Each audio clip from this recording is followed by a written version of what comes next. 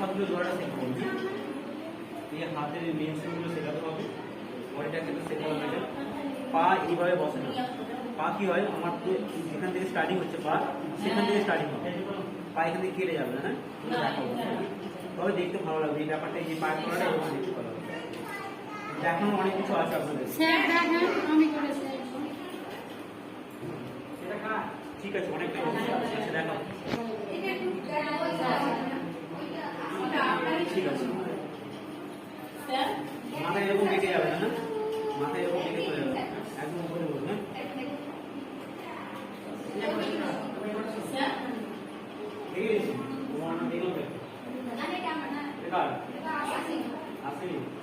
আঙুলে খাবে না, আমাদের শিখতে পারবে না।